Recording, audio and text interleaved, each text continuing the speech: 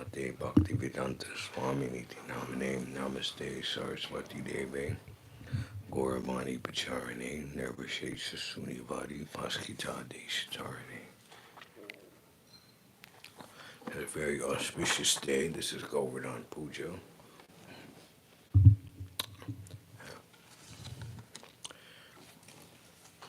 Govardhan Hill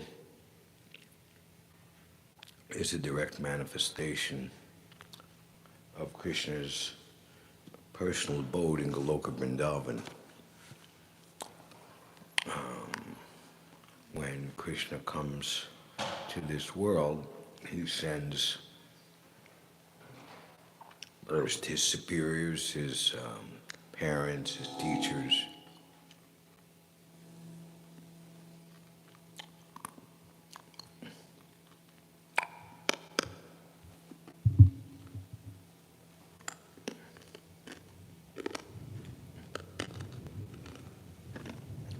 so there was a nice story. I'm going to remove this madanga.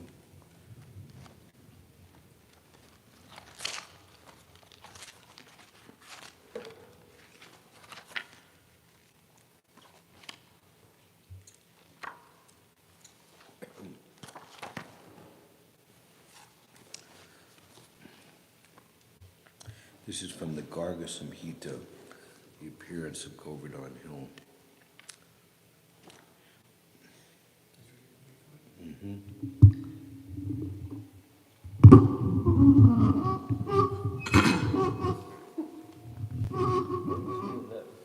Oh, yeah.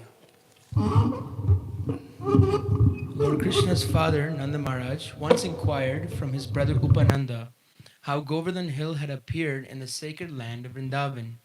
Upananda replied that King Pandu, father of the Pandavas, had asked this very question to grandfather Bhishma, who had narrated the following story from the Garga Samhita. One day in Golok Vrindavan, Lord Krishna informed Srimati Radharani that she should now appear on earth, as it was time for them to perform their transcendental pastimes within the material world. Radharani replied that unless Vrajadam, the Yamuna, and Govardhan Hill were present there, she would not be very happy. Krishna then told Radharani that she need not worry, as Vraj along with the Yamuna and Govardhan Hill, had already appeared on earth. Many years before this incident, in the land of Salmali Dvipa, the wife of the great mountain Dronachal gave birth to a son named Govardhan. At the time of Govardhan's birth, all the demigods appeared in the sky and showered flowers upon him. The great mountains led by the Himalayas and Sumeru came there to offer their respects. They then performed parikrama of Govardhan and accepted him as their king. They offered very nice prayers praising Govardhan for having descended from Golok Vrindavan, describing him as the crown jewel of Braja.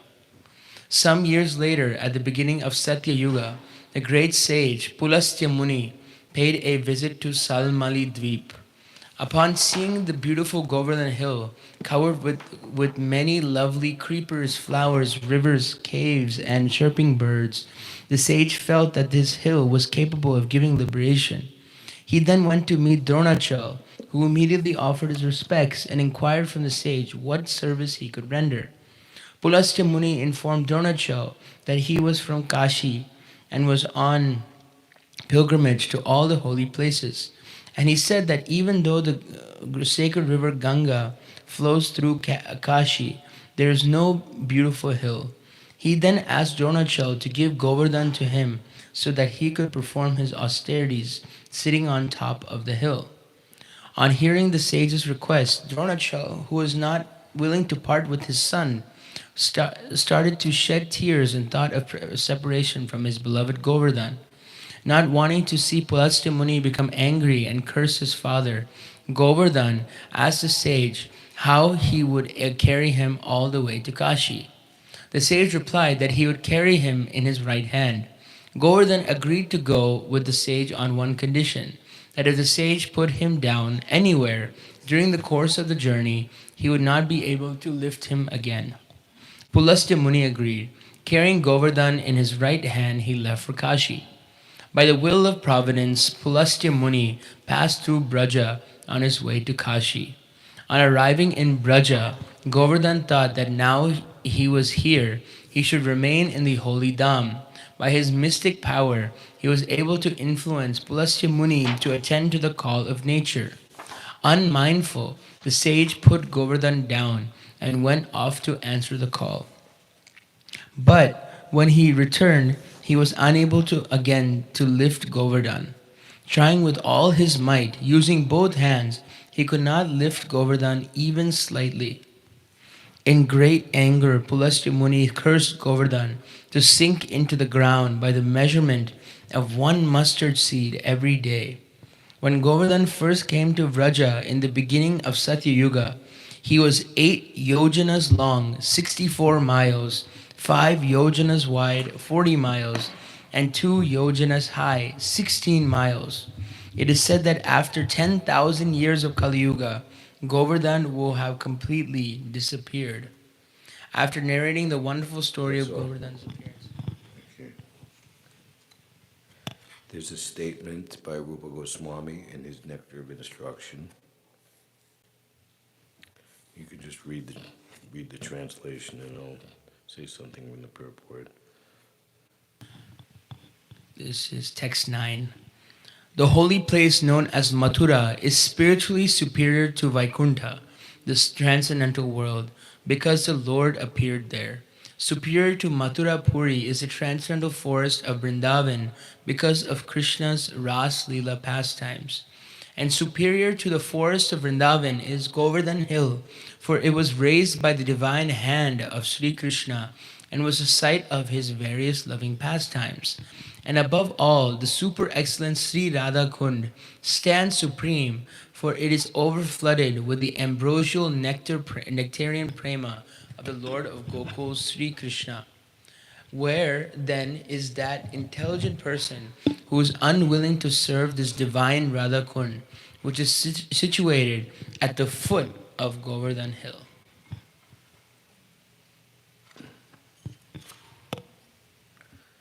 So, Prabhupada breaks down in the purport, the spiritual world is three-fourths of the total cosmic manifestation, which that is the most exalted region. The spiritual world is naturally superior to the material world. However, Mathura and the adjoining areas, although appearing in the material world, are considered superior to the spiritual world. Vaikuntha, because the Supreme Personality of Godhead Himself appeared at Mathura. So narrowing down the entire cosmic manifestation, spiritual world is certainly superior to the material world. And within the spiritual world, the place of Mathura, which is the entire district of which Vrindavan is situated within, is superior to Vaikuntha. Superior to Mathura is Vrindavan because of the presence of the 12 forests, Dwadasa Van, such as Talavan, Madhuvan, Bahulavan, which are famous for the various pastimes of the Lord. But superior to these forests is the divine Govardhan Hill. And so many reasons, but here Prabhupada says, because Krishna lifted it like an umbrella, raising it with his beautiful lotus-like hand to protect his associates, denizens of Braja, from the torrential rain sent by angry Indra, king of the demigods. So, as described in fortunate and wonderful and elaborate detail in the Krishna book, Prabhupada is given just after the showing the glories of the the wives of the Vedic Brahmins, who were by far superior in their devotion to the Lord than their husbands. To hell with our superior birth, to hell with this, to hell with that, because we fail to recognize the Supreme Personality of Godhead and serve Him when He directly asked us to do so. And then just after that, Krishna is seeing the cowherd community headed by his father, Maharaj Nanda, the king of the cowherd men. His father is the leader of the community, preparing a elaborate sacrifice to appease the demigod Indra. So, two things. Krishna first wanted to establish while he was present here that no one needs to do any other activity to appease or to propitiate any secondary administrative personality, demigod, government leader, etc., that our relationship is with devotional service to himself directly in his direct presence. This is very, very beautiful. Krishna is not present. We have his form of the deity. We have his instructions, which are given to us, Bhagavad Gita, as it is by the pure devotee, Acharya. Sometimes these things become lost or obscured, but fortunately we're not living in such a time right now when reformation and renovation and complete, at the most extreme, reestablishment is required. So what to speak of in Krishna's immediate presence? And because Govardhan Hill is the place of all of the Lord's favorite pastimes with his dearmost devotees all take place in the treasure house, the area of Govardhan Hill.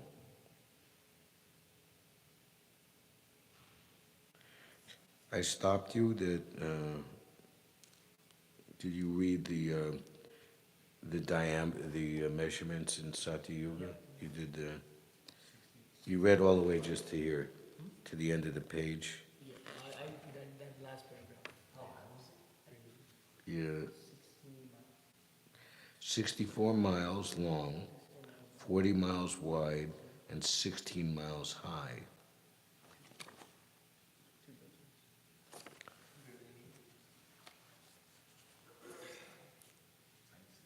Yes, so in the Nectar of Instruction, because Krishna raised the hill like an umbrella, and also Govardhan Hill, that Krishna tended the cows with his cowherd friends, and there also he had his rendezvous with his most beloved Sri Radha and engaged in loving pastimes with her. Radha Kund at the foot of Govardhan Hill. So those of you who've been to Govardhan and have performed Govardhan Prikram, you understand that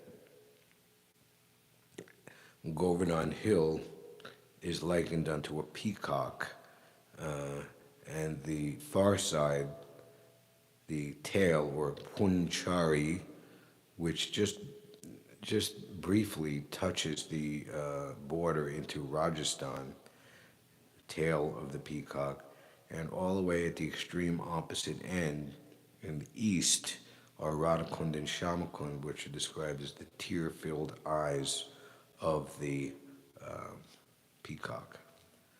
So the entire body of Govardhan Hill.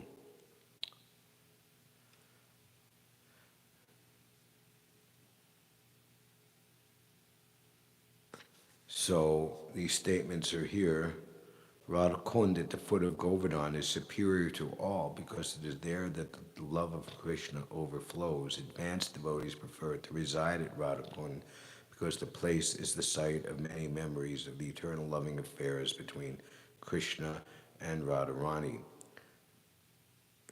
So Chaitanya Mahaprabhu, he put great stress on finding Radhakund, he himself coming and doing that and the rediscovery of the lost holy places. He left that activity to the six Goswamis, especially Rupa and Sanatan. And his dearmost, Raghunath Das Goswami, he made him personally the Mahant of Radhakund, residing there for many, many, many decades. And the present Radhakund that we see established, the stone steps, was established by him before he left this world. There is a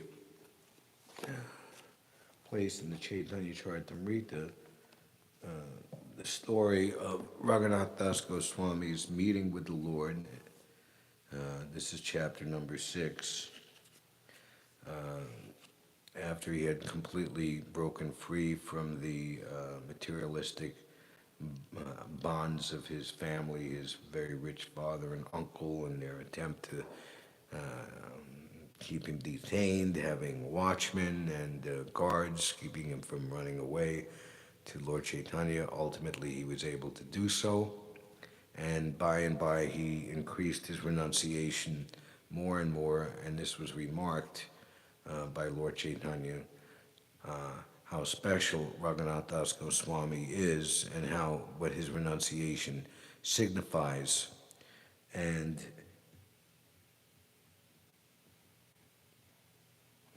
at this time, Lord Chaitanya, who had previously visited Vrindavan, gave him a stone from Govardhan Hill and a garland of small conch shells.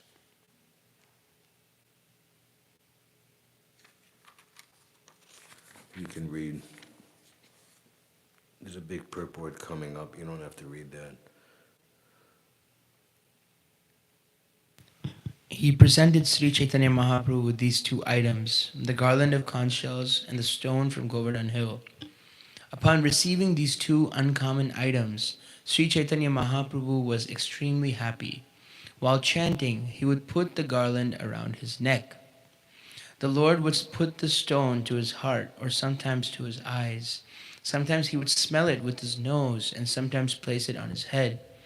The stone from Govardhan was always moist with tears from his eyes. Sri Chaitanya Mahaprabhu would say, "The stone is directly the body of Lord Krishna." For 3 years he kept the stone and garland. Then, greatly satisfied by the behavior of Raghunath Das, the Lord delivered both of them to him. Sri Chaitanya Mahaprabhu instructed Raghunath Das, "This stone is the transcendental form of Lord Krishna. Worship the stone with great eagerness." No. That purport is about how the Smarta Brahmins, or the Jati Gosai, the birth hereditary Walas, say because Raghunath Das Goswami was not born in a Brahmin family, therefore he wasn't fit to worship the Shalagram Shila. Therefore, Lord Chaitanya only gave him a stone from Govardhan Hill. And such a mentality is hellish. And one who understands that Raghunath Das Goswami is actually transcendental to all castes and orders of life actually can relish.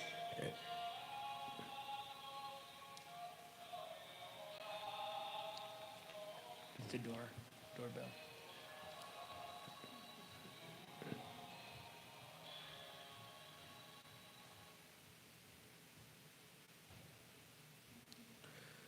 The actual riches of spiritual life. Go on. Sri Chaitanya Mahaprabhu continued, "Worship this stone in the mode of goodness like a perfect Brahmana, for by such worship you will surely attain ecstatic love of Krishna without delay. For such worship, one needs a jug of water." Okay, let me see. There's too many details.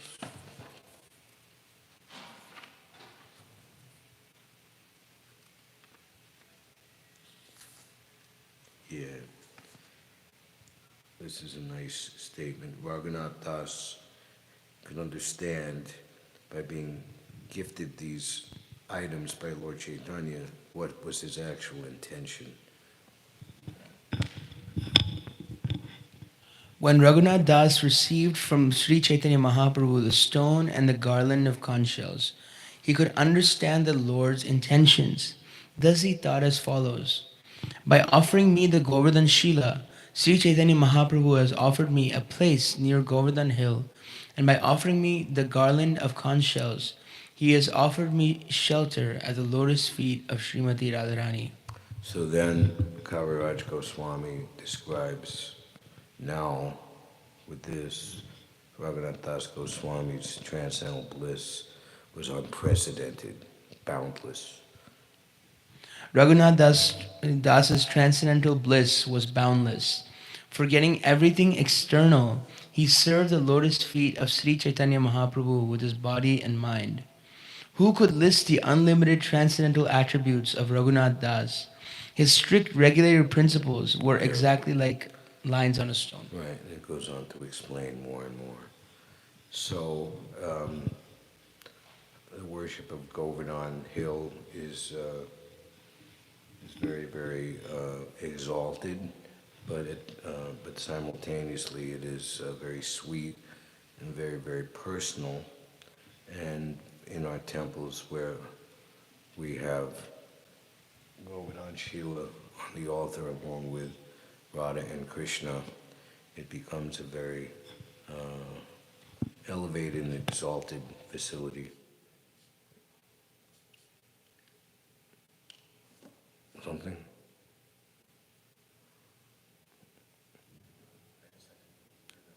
Okay, because you're like, you're going to tell me something.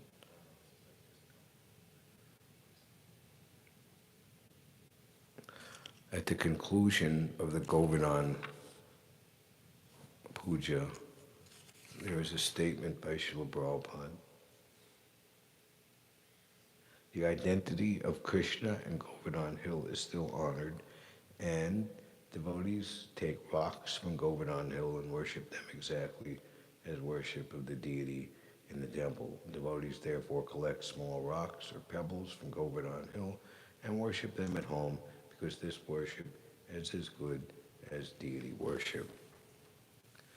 So, the other reason for the exalted position of this Govardhan Puja is because when Indra became angry and sent the devastating rainfall with the intention of destroying the residents of Vrindavan and their community, they appealed to Krishna for help, everyone together, and Krishna lifted the Govardhan Hill with the pinky of his left hand and held it aloft for 7 days. And everyone, with all the multifaried relationships that all the different devotees had, were gathered together in that one spot for all of that time.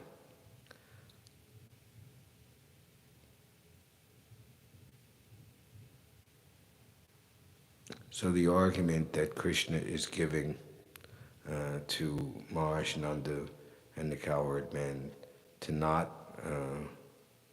worship Indra is very, very nice. We say every day that to consider the demigods to be equal to or independent of Vishnu or Krishna.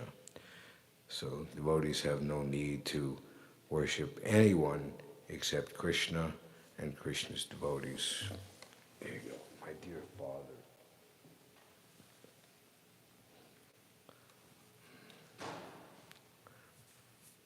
Father, there is no need to worship the demigod Indra, Lord Krishna said. Everyone has to achieve the result of his own work. We can actually see that one becomes busy according to the natural tendency of his work. And according to that natural tendency, all living entities, either humans or demigods, achieve their respective results.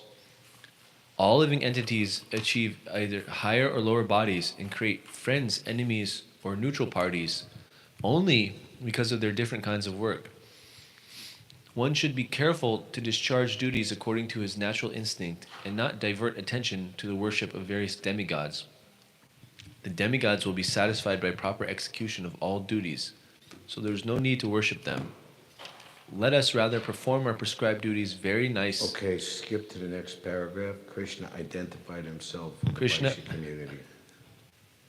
Krishna identified himself with the Vaishya community because Nanda Maharaj was protecting many cows and Krishna was taking care of them. He enumerated 4 kinds of business engagements for the Vaishya community, namely agriculture, trade, protection of cows, and banking. Although the Vaishyas can take any of these occupations, the men of Vrindavan were engaged primarily in protection of cows. Krishna further explained to his father, this cosmic manifestation is going on under the influence of the 3 modes of material nature, goodness, passion, and ignorance.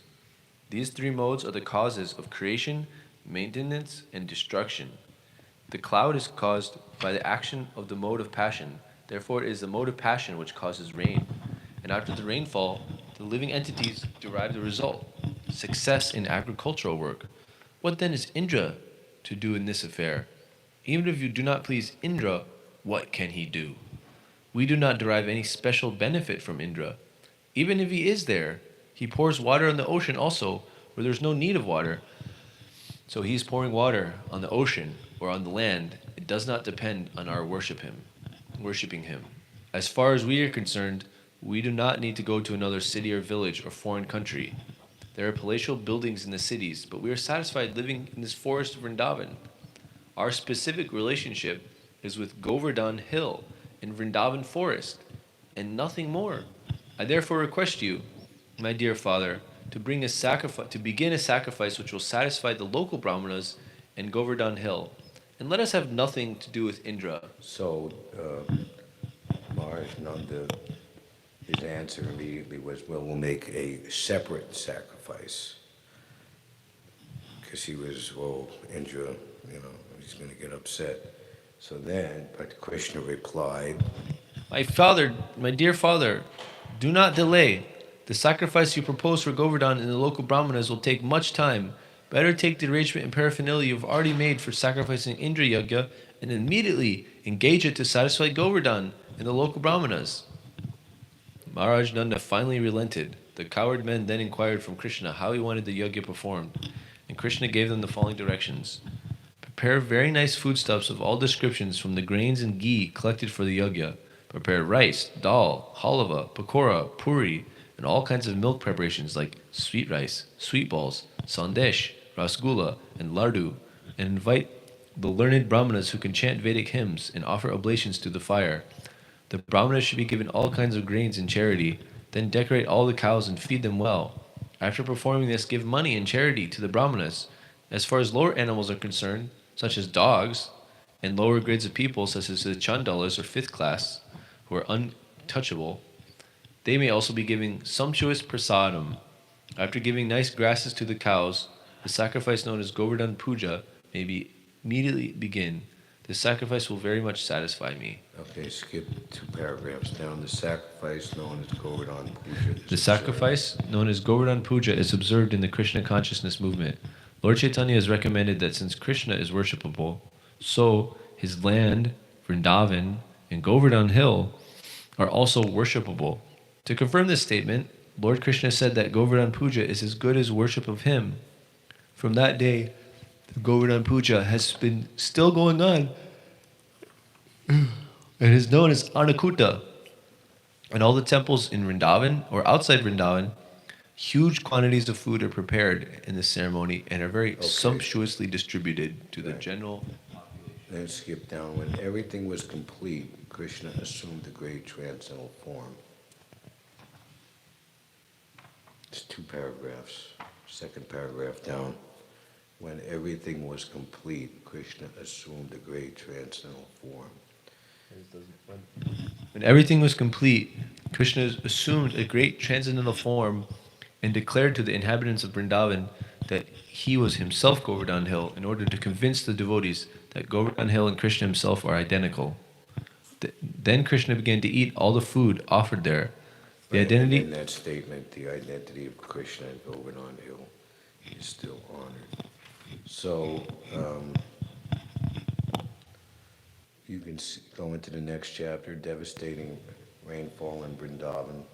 Residents of Vrindavan are appealing to Krishna to save them. Upon hearing this prayer, Krishna could understand that Indra, just start when you find where I'm reading, being bereft of his sacrificial honor, was pouring down rain that was accompanied by heavy pieces of ice and strong winds. Although all this was out of season, Krishna understood that this was deliberate exhibition of anger by Indra. He therefore concluded, "This demigod who thinks himself supreme has shown his great power, but I shall answer him according to my position, and I shall teach him that he is not autonomous in managing universal affairs. I am the supreme lord over all, and I shall thus take away his false prestige, which has risen from his power." There is a nice description by Bhaktivinoda Thakur of the demons that Krishna kills, or in this case, it says in one place, Indra is not a demon, but he was acting more or less demoniacally, curbing their false pride. I can't recall right offhand what this signifies, but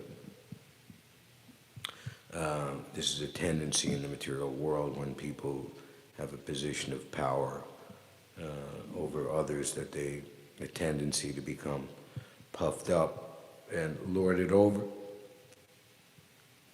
unwarrantedly becomes prominent, and they have to be curbed. Even in the regular world, there's such statements as the harder they come, the harder they fall, or the higher they climb. What is it? Something like that. Did you find that? What is Indra? Bhaktivinoda Thakur's Anarthas. No. Okay, so keep going, not the bar. I shall answer him according to my position, not autonomous. I shall. I'm the supreme, and I shall take his false prestige, which has risen from his power. The demigods are my devotees, therefore it's not possible for them to forget my supremacy. But somehow he is become puffed up with material power and is now maddened. I shall act in such a way to relieve him of this false prestige, and I shall give protection to my pure devotees in Vrindavan, who are at present completely at my mercy, and whom I have taken completely under my protection. I will save by my mystic power. Thinking in this way, Lord Krishna immediately picked up Govardhan with one hand, exactly like a child picks up a mushroom from the ground. Thus he exhibited his transcendental pastime of lifting Govardhan hill. Lord Krishna then began to address his devotees. "My dear brothers, my dear father, my dear inhabitants of Vrindavan, you can now safely enter the umbrella of Govardhan hill which I have just lifted. Do not be afraid of the hill and think that it will fall from my hand. You have become too much afflicted from the heavy rain and strong wind. Therefore I have lifted this hill which will protect you exactly like a huge umbrella. I think this is a proper arrangement to relieve you from your immediate distress. Be happy along with your animals underneath this great umbrella." Being assured by Lord Krishna, all the inhabitants of Vrindavan entered beneath the great hill and appeared to be safe, along with their property and animals. The inhabitants of Vrindavan and their animals remained there for 1 week without being disturbed by hunger, thirst, or any other discomfort.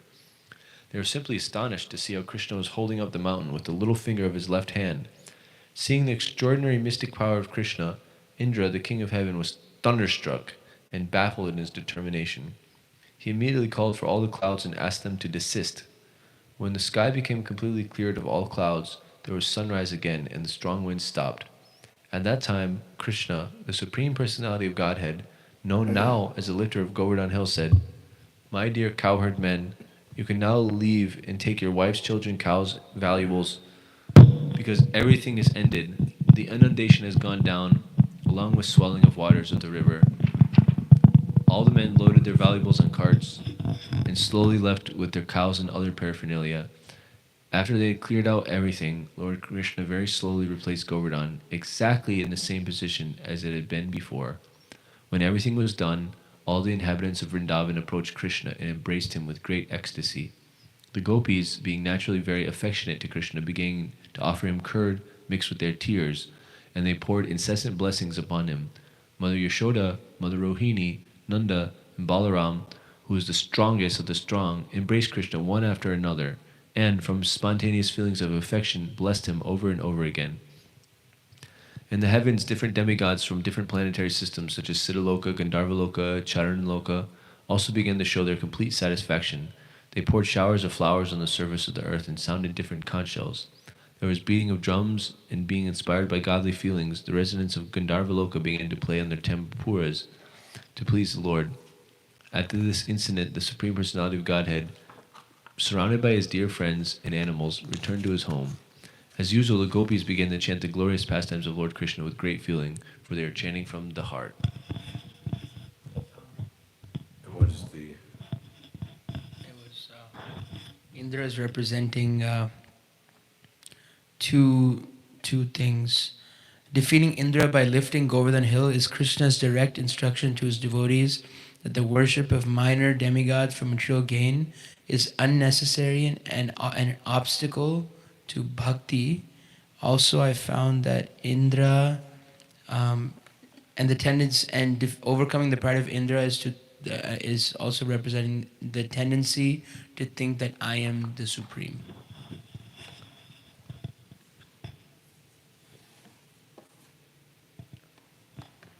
So the last thing that we will describe before we close today's class is one of the most exalted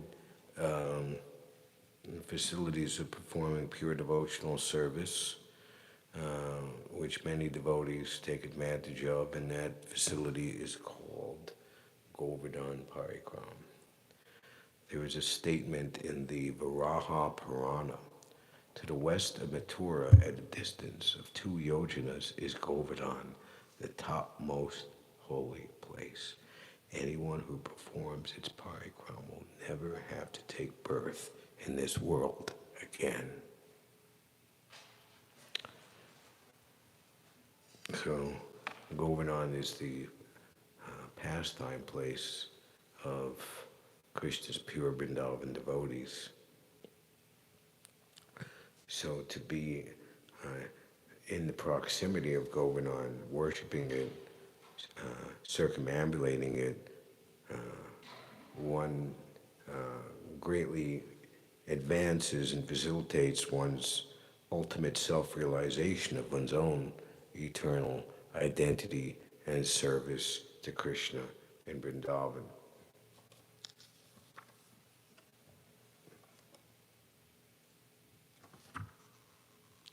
The 6 Goswamis of Vrindavan regularly performed Prikram at Govardhan Hill, especially Sanatana Goswami and Raghunath Das Goswami, while staying near Govardhan, would perform Prikram every day.